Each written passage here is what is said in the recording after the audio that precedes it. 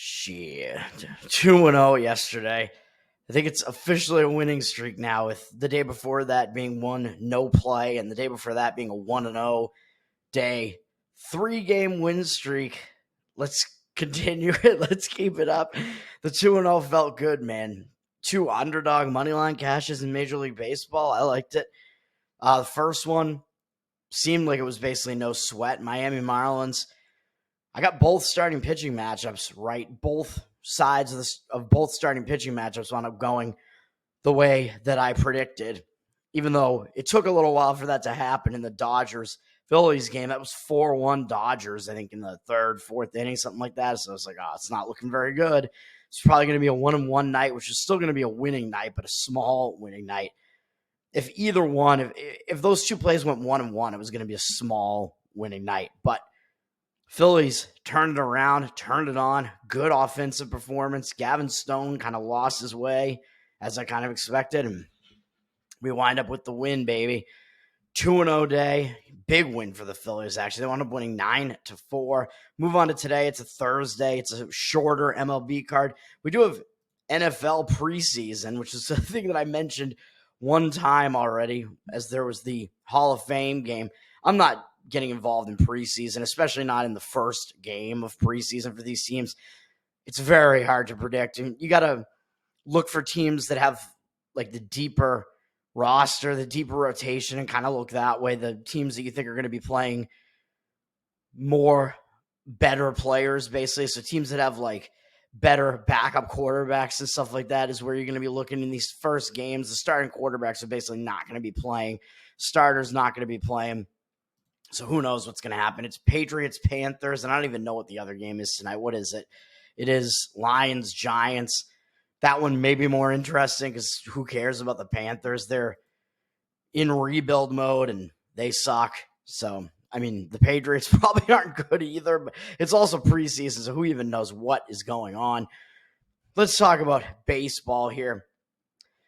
I'm narrowing it down to one play, man, although I lean to the Toronto Blue Jays side. I'll just throw that out there, which I think that's an interesting one. I agree with the Toronto side. And it looks like the market is moving that direction, with Baltimore down from -125 as a road favorite down to -110. 68% of the tickets on them, but 71% of the cash over on the other side on Toronto. This is close to being a play for me. I'm kind of still considering it, but I don't know if I'm actually going to get there with this one. But I do like Toronto in this one. This has been a back and forth series. Toronto took game 1. Orioles took game 2 yesterday. Now I think this is just the rubber match here. End of the series. The one thing I don't like about it is Toronto used 5 relief pitchers yesterday, and the Orioles only used 4. But Toronto used some like pretty bad relief pitchers, and Baltimore used a few of their somewhat better relief pitchers, though Baltimore has the better of the two bullpens because Toronto's sucks so bad. But the bullpen rest situation, even though I think Baltimore does have a slight bullpen edge, I think their edge hitting-wise is also only slight, actually, really. Both of these teams can kind of hit. And then looking at the starting pitching matchup in this one, Dean Kremer is pitching for Baltimore, and he's not very good, in my opinion, and he's not very good against Toronto either. He's got a 4.39 ERA this year, 1.25 whip. Don't love any of that. 75-31 strikeout walk ratio is not impressive either. 14 home runs allowed, not impressive. 69 hits allowed in 80 innings pitched is pretty impressive, but that walk number is really high. The strikeout number isn't that high. Kremer, really not the best pitcher, to be honest. I've never thought he was that good. And Toronto only has 4 hitters who've ever actually seen him before, but they've seen him a bunch. It's a big sample size for only 4 hitters having seen him. I don't know how that amounts to 67 at bats. Although the slight problem with that is it means Toronto's other hitters haven't seen him before. So the hitters who have seen him are only going to see him so much in this game. But those 4 guys, Guerrero Jr., Kirk, Springer, and Darshow, are only 21 for 67 off him lifetime with 5 doubles. Or they are, I shouldn't say only, they are.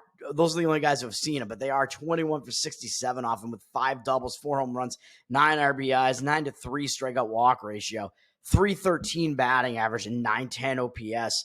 So Kremer doesn't have good success against the Toronto hitters, whereas Kevin Gausman His stats don't look good in the season either. No, there's no way around that. 4.56 ERA, 1.3 WHIP. That's not good. 119 to 36 strikeout walk ratio is not that bad though. 18 home runs allowed isn't great. 126 hits allowed and 124 in the third innings isn't great. So the amount of hits is too high, but the strikeout walk ratio isn't that bad. Strikeout rate is, I think, kind of in line with what you kind of get out of Gausman. Not horrible. The amount of walks really not that high. He's allowing too many hits for one thing, but he started turning it around. He was pitching pretty poorly for a lot of the season. Had like an okay May, but then in July, it seemed like he finally found something. Had a 3.45 ERA, 26 to 8 strikeout walk ratio, and 28 and 2/3 innings, and only allowed 21 hits. Had a complete game performance against Texas, went at least 6 and 2/3 in all 4 outings. But granted, Texas was basically the best offense that he faced during that month. But still, he started pitching better.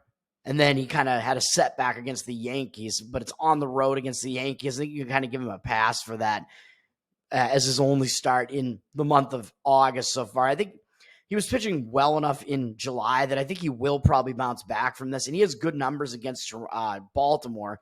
Well, decent numbers, at least against Baltimore, and a huge sample size. They've seen him a lot. I think Baltimore is his former team too, right? So maybe he kind of still gets kind of excited to face them, maybe, because it's a team that I think probably let him go, but that was years ago at this point. So he has faced them a bunch since then, but he does have good numbers off him for whatever the reason, against them for whatever the reason may be.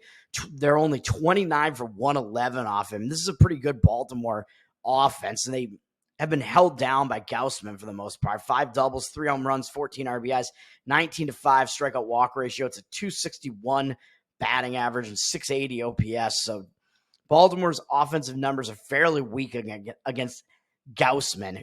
So I think Toronto, the market seems to be strongly signaling on Toronto as well. There's a chance I kind of want to do it. It's close. It's close. I lean that way. The way I'm actually going, though, is I'm going to play the Philadelphia Phillies again. I don't even see anything as far as the market numbers from pregame yet, although what I did see on Action Network, they track more books, but they track the online books pretty heavily. They do have the Phillies as public, according to Action Network, but they have 73% of the tickets on them, but 99% of the cash.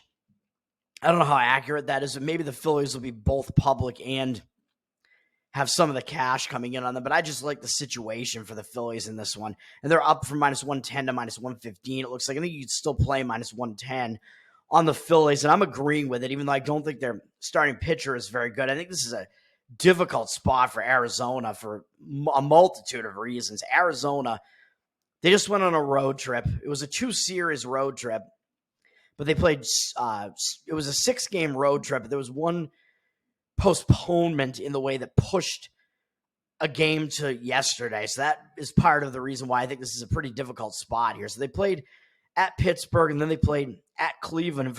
It's kind of weird that Philadelphia is as public as they appear to be here because Arizona's been playing really well. They've been extremely hot. They're up to like 11 games above 500 now. Well, at least they have 11 more wins than losses. They have been on a huge tear, basically, only losing 2 games since who knows when, the start of that Royals series way back on whatever that was, July, who even knows? What day was that? July 23rd.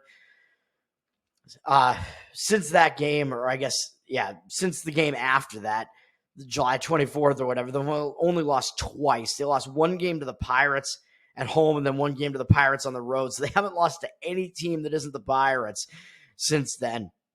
On this road trip, they had that 1 loss against the Pirates and went 5-1 on the road trip. But now Arizona's not only returning home from a road trip, but they played a doubleheader yesterday against Cleveland. They played an extra inning game on Monday the 5th, and they had the 6th off because the rain postponed the game, which, again, they still had to at least prepare for that. Then they wound up having to play a doubleheader yesterday, and they're returning home from Cleveland all the way back out to Arizona. So that is quite the time shift, man. A multiple time zone time shift with no day off and having played 2 games yesterday. So that means their bullpen got used somewhat heavily because they had to play 2 games yesterday up against Philly, who only played 1 game yesterday. And Philly's travel is actually less because Arizona's going from Cleveland to Arizona. Philly's only coming into Arizona from LA. They're out on the West Coast at the Dodgers. So Philadelphia's just continuing a road trip. So I think the rest advantage and the situational advantage, the scheduling spot here is advantage to Philadelphia here, man. So that includes the bullpen rest advantage as well. So that was one of the first things I looked at. I said, oh man, that looks like an advantage for Philadelphia. Then you got to look at the starting pitching matchup, of course. But yeah, I agree with myself. Yes, this is an advantage for Philadelphia coming into this game because Arizona had to play 2 games yesterday. But not only that, but they're returning home from a road trip. And I always say that when you return home from a road trip, this was, even though it was only a 2-series road trip, it did take them out to the Rust Belt, out to Pittsburgh and Cleveland. So multiple time zone shift. Now they're returning home, having played twice yesterday with no day off. And that tends to be a distracted spot, man. Even if you're Arizona and you're playing a good team like the Phillies, Arizona, you've been hot. You might be feeling pretty good about yourselves. You just had a really successful road trip. Now you're coming home. You have to return to home life. You have to get back home, return to family life. You have stuff you got to do. You got to get your home affairs in order. So I always say it tends to be a distracted spot, that first game back from a road trip, even if it is against a good Philadelphia team. I like Philly here for all those reasons. And Philadelphia, I'm surprised they're as public as they are, but I guess it's real recency bias because Philadelphia was playing really poorly for a while. They only had 1 win over a stretch of 8 or 9 games or something like that, but it was against Cleveland, Yankees, Mariners. As I mentioned yesterday when I played Philadelphia, I'm playing them 2 days in a row, 2 games in a row. Philadelphia had that stretch where they lost a ton of games. And you figure, yeah, they should have won some of those games if they're one of the teams with one of the best records in baseball, but they kind of slipped up, and it was not easy opponents. Cleveland, Yankees, Mariners, they're all pretty good teams. So the Mariners was a start to this road trip. So yes, maybe they're getting towards the end of the road trip. So it is possible Philadelphia is going to start seeing some fatigue, and they are coming off winning 2 games against the Dodgers in a row, which are both big wins. There's no doubt about that. But again, like I said, the Diamondbacks are coming home from a successful road trip, having played a doubleheader yesterday. I think the spot is still better for Philadelphia, even though they did just beat the Dodgers. I think because of that recent stretch where they played so poorly, I don't think they're really going to overlook teams. I don't think they're going to overlook Arizona, man. Arizona's the team that won the National League last year and made the World Series, and they have one of the better records in baseball this year, too. So I don't think Philly's just going to overlook them, even though they did just face the Dodgers, who are also good, and beat them twice and beat them in a comeback fashion to win for me yesterday. But the game was basically in hand for Philadelphia by the middle of the 6th inning, basically, after they had that outburst. So that's pretty good. And Philly used 4 relief pitchers yesterday, whereas Arizona used, I think, several across the 2 games. They used Mantiply twice, so he's going to be unavailable. And I think in total, they used like 7 relief pitchers across the 2 games or something like that. So Philadelphia has the better bullpen rest advantage here. They're in the better scheduling spot, in my opinion. I think they actually have the better bullpen anyway, and I actually think they have the slightly better offense over Arizona too, even though both offenses can hit. And then looking at the starting pitching matchup, I think it is kind of a question mark for Philadelphia. Colby Allard, I think it's Allard, pitching for Philadelphia. I figured out how to pronounce Valente Beozzo, by the way. Belozzo. I'm always pronouncing him like I'm a fucking Italian because I am one.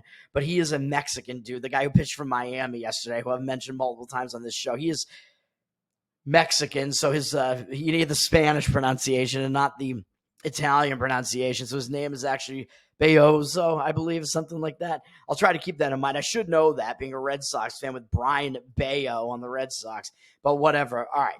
Philadelphia has Colby Allard pitching. He's still a pretty young guy at 26, but he's been around in the league for a long time. But he didn't really stick in the league until 2021 when he had a full season with Texas, and he started for like half of the season and came out of the bullpen for half the season. But his stats weren't good. There's no way around the fact that his stats suck on his career. 6.05 ERA, 1.43 whip, not inspiring at all. 209 to 86 strikeout walk ratio. None of that looks good. There's no way around any of that. This season, he's only made 2 appearances for Philadelphia, 1 out of the bullpen, I believe, and 1 start. Each 4-inning appearances, but they weren't terrible. He gave up 4 earned runs across that 8 hits in the total of 8 innings. Allowing 2 home runs isn't good. 5.2 strikeout walk ratio. Not terrible, but not great either. All amounting to very average 4.5 ERA, 1.25 whip. So maybe he's an average pitcher, but I think he actually has the advantage in this spot, even though he's not very good. He is a lefty, and he's facing an Arizona team who doesn't have much of a track record against him, even though they have hit him well when they faced him. But only 3 of Arizona's hitters have ever seen him, even though they are 3 for 8 off him with a triple and RBI, 1 walk, 1 strikeout. It's a 375 average and 1,069 OPS. So Allard, yeah, he's not good, and perhaps you could argue for taking the over in this game too, but I just think the scheduling spot is really difficult for Arizona here. And even though Allard is not very good, I think he at least has an edge in the fact that most of Arizona's hitters have not yet seen him before, and he's still kind of an unknown where it's like possible that maybe he'll pitch okay, whereas Jordan Montgomery is a veteran pitcher who's been around for a while, and it is known that he's not good, and he has not been good this year. 6.37 ERA and 1.66 whip. He's been one of the worst pitchers consistently all season, man. Talk about a large stats being bad, but we got a large sample size from Montgomery. He's been pitching for pretty much the entire season, and he's been unable to go deep into games to such an extent that he's only thrown 77 and 2/3 innings, pitching a lot of 100 hits over that time, over that inning span, and 29 walks and 51 strikeouts. That's a really low strikeout rate, a high walk rate, a terrible strikeout walk ratio, and terribly high amount of hits allowed. He's been getting rocked. He's coming off another outing where he did not go deep. He only went 3 innings, but I think that one was rain. I think there was a rain delay in that one against Pittsburgh where the starters just didn't come back in the game. So you can give him a pass for that. But the prior games, he only went 5 innings, 4 innings, got rocked in those games against Kansas City and Washington, who aren't that great. He gave up 7 runs across 9 innings in those, 12 hits, 4 walks, 3 strikeouts. Those were his 2 starts in the month of July. Really bad month of July with a 7 ERA. In the month of June, it was even worse, 7.59, 32 hits allowed in 21 and a third innings pitch, 31-17 strikeout, or no, 17-8 strikeout walk ratio. I keep looking at the ground balls, 17-8 strikeout walk ratio. So not as egregious, but well, the strikeout rate is a lot lower. But he's been really bad all season, man. And up against the Philadelphia Phillies, we have a decent sample size to work with, and Philadelphia has knocked him around a bit. They're 18 for 58 off him lifetime with 5 doubles, 3 home runs, 7 RBIs, 10-5 strikeout walk ratio, 310 batting average, and 917 OPS. So as big a question mark as Colby Allard is, the thing that he has going for him is at least that most of Arizona's offense has not seen him before, so he's a bit unknown to them, and I think that is decent, even though his career stats have been pretty bad, and he's been around for a bit. There is still the chance that he pitches a little bit better, whereas Jordan Montgomery is a guy who's been around for a long time now, and he's just been consistently pitching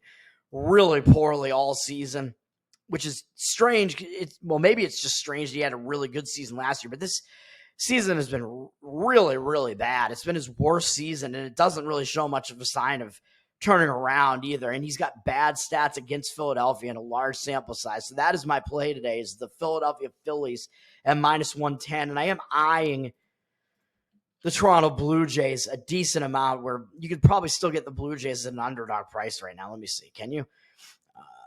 Look at that one real quick. You can get them at -102 now. So technically not really an underdog price, but still, because of the juice, that still means that Baltimore is the favorite, as they're sitting at like -116, -115. You can get Toronto at -102. So they're still considered to be the underdog at home. So significant lean to Toronto at the very least. But my one play right now is the Philadelphia Phillies for the second day in a row, -110. Let's have a good one, man. Peace.